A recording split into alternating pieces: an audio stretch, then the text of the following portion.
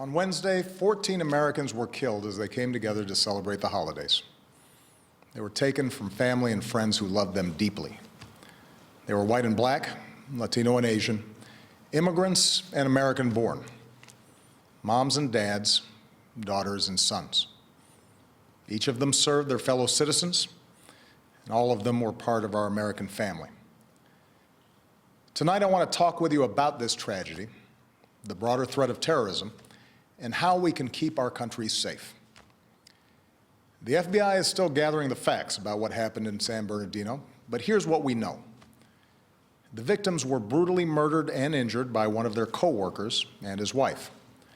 So far, we have no evidence that the killers were directed by a terrorist organization overseas or that they were part of a broader conspiracy here at home. But it is clear that the two of them had gone down the dark path of radicalization, embracing a perverted interpretation of Islam that calls for war against America and the West. They had stockpiled assault weapons, ammunition, and pipe bombs. So this was an act of terrorism designed to kill innocent people. Our nation has been at war with terrorists since al-Qaeda killed nearly 3,000 Americans on 9/11. In the process, we've hardened our defenses, from airports to financial centers to other critical infrastructure. Intelligence and law enforcement agencies have disrupted countless plots here and overseas and worked around the clock to keep us safe. Our military and counterterrorism professionals have relentlessly pursued terrorist networks overseas, disrupting safe havens in several different countries, killing Osama bin Laden, and decimating al-Qaeda's leadership. Over the last few years, however, the terrorist threat has evolved into a new phase. As we've become better at preventing complex, multifaceted attacks like 9/11, terrorists turn to less complicated acts of violence like the mass shootings that are all too common in our society.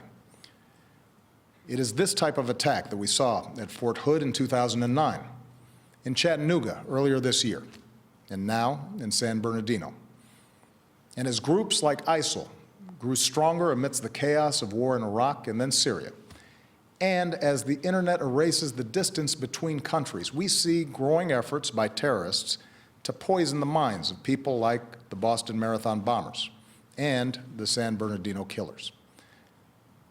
For 7 years, I have confronted this evolving threat each and every morning in my intelligence briefing. And since the day I took this office, I have authorized U.S. forces to take out terrorists abroad precisely because I know how real the danger is. As Commander-in-Chief, I have no greater responsibility than the security of the American people. As a father to 2 young daughters who are the most precious part of my life, I know that we see ourselves with friends and co-workers at a holiday party like the one in San Bernardino.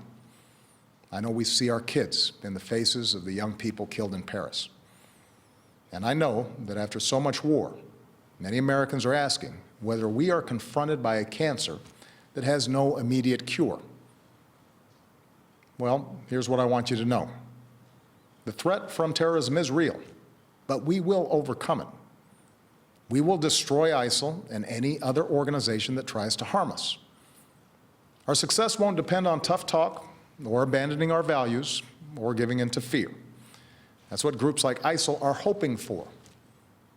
Instead, we will prevail by being strong and smart, resilient and relentless, and by drawing upon every aspect of American power. Here's how. First, our military will continue to hunt down terrorist plotters in any country where it is necessary.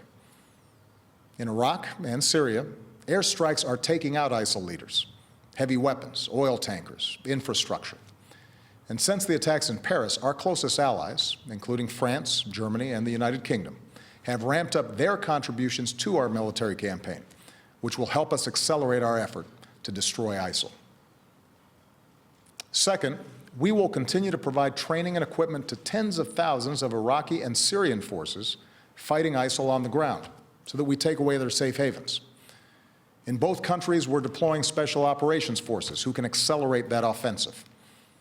We've stepped up this effort since the attacks in Paris and will continue to invest more in approaches that are working on the ground. Third, we're working with friends and allies to stop ISIL's operations, to disrupt plots, cut off their financing, and prevent them from recruiting more fighters. Since the attacks in Paris, we've surged intelligence sharing with our European allies. We're working with Turkey to seal its border with Syria. And we are cooperating with Muslim-majority countries and with our Muslim communities here at home to counter the vicious ideology that ISIL promotes online. Fourth, with American leadership, the international community has begun to establish a process and timeline to pursue ceasefires and a political resolution to the Syrian war. Doing so will allow the Syrian people and every country, including our allies, but also countries like Russia, to focus on the common goal of destroying ISIL, a group that threatens us all. This is our strategy to destroy ISIL. It is designed and supported by our military commanders and counterterrorism experts, together with 65 countries that have joined an American-led coalition. And we constantly examine our strategy to determine when additional steps are needed to get the job done. That's why I've ordered the Departments of State and Homeland Security to review the visa waiver program under which the female terrorist in San Bernardino originally came to this country. And that's why I will urge high-tech and law enforcement leaders to make it harder for terrorists to use technology to escape from justice. Now, here at home, we have to work together to address the challenge. There are several steps that Congress should take right away. To begin with, Congress should act to make sure no one on a no-fly list is able to buy a gun. What could possibly be the argument for allowing a terrorist suspect to buy a semi-automatic weapon? This is a matter of national security. We also need to make it harder for people to buy powerful assault weapons, like the ones that were used in San Bernardino. I know there are some who reject any gun safety measures, but the fact is that our intelligence and law enforcement agencies, no matter how effective they are, cannot identify every would-be mass shooter, whether that individual is motivated by ISIL or some other hateful ideology. What we can do, and must do, is make it harder for them to kill. Next, we should put in place stronger screening for those who come to America without a visa so that we can take a hard look at whether they've traveled to war zones. And we're working with members of both parties in Congress to do exactly that. Finally, if Congress believes, as I do, that we are at war with ISIL, it should go ahead and vote to authorize the continued use of military force against these terrorists. For over a year, I have ordered our military to take thousands of airstrikes against ISIL targets. I think it's time for Congress to vote to demonstrate that the American people are united and committed to this fight. My fellow Americans, these are the steps that we can take together to defeat the terrorist threat. Let me now say a word about what we should not do. We should not be drawn once more into a long and costly ground war in Iraq or Syria. That's what groups like ISIL want. They know they can't defeat us on the battlefield. ISIL fighters were part of the insurgency that we faced in Iraq. But they also know that if we occupy foreign lands, they can maintain insurgencies for years, killing thousands of our troops, draining our resources, and using our presence to draw new recruits. The strategy that we are using now, airstrikes, special forces, and working with local forces who are fighting to regain control of their own country, that is how we'll achieve a more sustainable victory.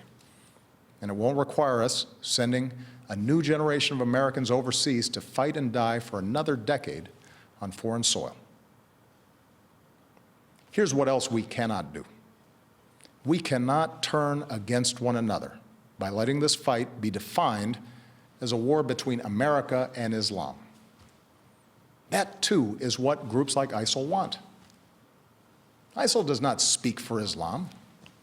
They are thugs and killers, part of a cult of death. And they account for a tiny fraction of more than 1 billion Muslims around the world, including millions of patriotic Muslim Americans who reject their hateful ideology. Moreover, the vast majority of terrorist victims around the world are Muslim. If we're to succeed in defeating terrorism, we must enlist Muslim communities as some of our strongest allies, rather than push them away through suspicion and hate. That does not mean denying the fact that an extremist ideology has spread within some Muslim communities. There's a real problem that Muslims must confront without excuse. Muslim leaders here and around the globe have to continue working with us to decisively and unequivocally reject the hateful ideology that groups like ISIL and al-Qaeda promote, to speak out against not just acts of violence, but also those interpretations of Islam that are incompatible with the values of religious tolerance, mutual respect, and human dignity. But just as it is the responsibility of Muslims around the world to root out misguided ideas that lead to radicalization, it is the responsibility of all Americans, of every faith, to reject discrimination. It is our responsibility to reject religious tests on who we admit into this country. It's our responsibility to reject proposals that Muslim Americans should somehow be treated differently. Because when we travel down that road, we lose. That kind of divisiveness, that betrayal of our values, plays into the hands of groups like ISIL. Muslim Americans are our friends and our neighbors, our co-workers, our sports heroes. And yes, they are our men and women in uniform who are willing to die in defense of our country. We have to remember that. My fellow Americans, I am confident we will succeed in this mission because we are on the right side of history. We were founded upon a belief in human dignity, that no matter who you are or where you come from or what you look like or what religion you practice, you are equal in the eyes of God and equal in the eyes of the law. Even in this political season, even as we properly debate what steps I and future presidents must take to keep our country safe, let's make sure we never forget what makes us exceptional. Let's not forget that freedom is more powerful than fear, that we have always met challenges, whether war or depression, natural disasters or terrorist attacks, by coming together around our common ideals as one nation and one people. So long as we stay true to that tradition, I have no doubt that America will prevail. Thank you. God bless you, and may God bless the United States of America.